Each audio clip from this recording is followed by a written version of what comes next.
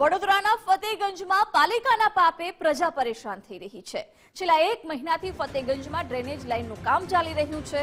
Fatehganj બ્રિજથી saffron tower સુધીનો રસ્તો બંધ થતા લોકો હેરાન થયા છે। કામગીરી 90% પૂર્ણ થયા બાદ પણ રસ્તો ખુલ્લો નથી કરવામાં આવ્યો। વહેલી તકે કામગીરી પૂર્ણ કરવામાં આવે તેવી લોકોની માંગ છે। સ્થાનિક વેપારીઓ પણ રોડ બંધ થવાને કારણે પરેશાન થયા છે। એક તરફનો જ રોડ ચાલુ હોવાને કારણે ટ્રાફિક જામની સમસ્યા સર્જાઈ છે। કોર્પોરેશને 9 કરોડના ખર્ચે ડ્રેનેજ લાઇનનું કામ કર્યું છે।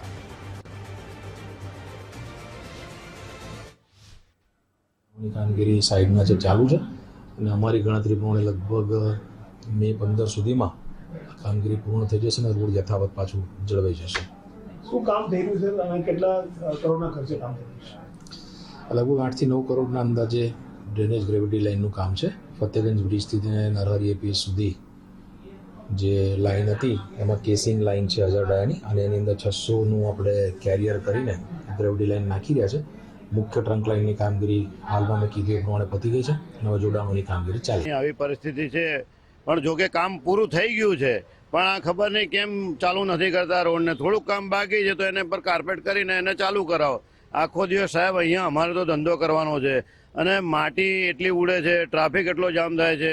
આ દિવસ લોકોની સાથે મગજમારી કરવી પડે છે અમારા વેપારીઓને બધાને કે ભાઈ તમે આ કરો તે કરો, પણ તમે સાહેબ તમે અધિકારીઓ આવીને તો જુઓ કે ભાઈ આ રોડ કામ કમ્પ્લીટ થઈ ગયું તો ચાલુ કરો ને સાહેબ। બધાને એને ધૂળ બહુ ઉડે છે, આખો દિવસ ધૂળ ઉડે છે, કસ્ટમરને બહુ પરેશાની થાય છે અને બીજું આ ટ્રાફિક બહુ જામ થાય છે એના લીધે। અને લગભગ કામ પતી ગયું છે તો એવું કે 1-2 દિવસમાં રોડ બની જાય ને રોડ ચાલુ થઈ જાય તો બધા માટે સુવિધા થઈ જાય એવું છે। કે થશે તમારે શું વાંધો છે?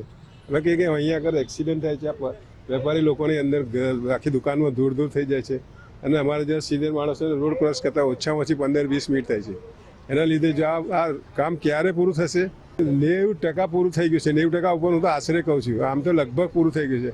હવે 1-2 જગ્યાએ નાનું તો એ લોકો વાહન ચલાવશે એટલું તો ટર્ન લઈ શકશે, પણ આ તો બિલકુલ બ્લોક કરી દીધું છે। એટલે એક જ સાઈડમાં એટલો બધો ટ્રાફિક થાય છે સવાર સાંજ કે અમારે રોડ ક્રોસ કરવામાં ઘણો સમય જતો રહે છે। વડોદરા શહેરમાં ફરી એકવાર અધિકારીઓના પાપે નાગરિકો તેમજ વેપારીઓને હેરાન થવાનો વારો આવ્યો છે।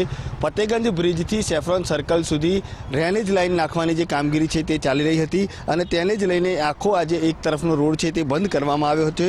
પરંતુ મહત્વની વાત એ છે કે કામગીરી પૂર્ણ થઈ ગયા 1 મહિનો થઈ ગયો તેમ છતાં પણ આ રોડ છે તે હજી સુધી શરૂ કરવામાં નથી આવ્યો।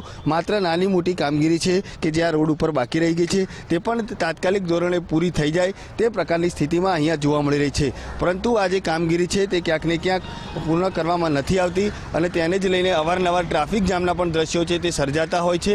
હાલ આખો આ જે વિસ્તાર છે કે જ્યાં હાઈવેથી ધમધમતો આખો આ જે વિસ્તાર છે અને અવારનવાર અહીંયા આ રોડ ઉપર અકસ્માતો પણ થતા હોય છે।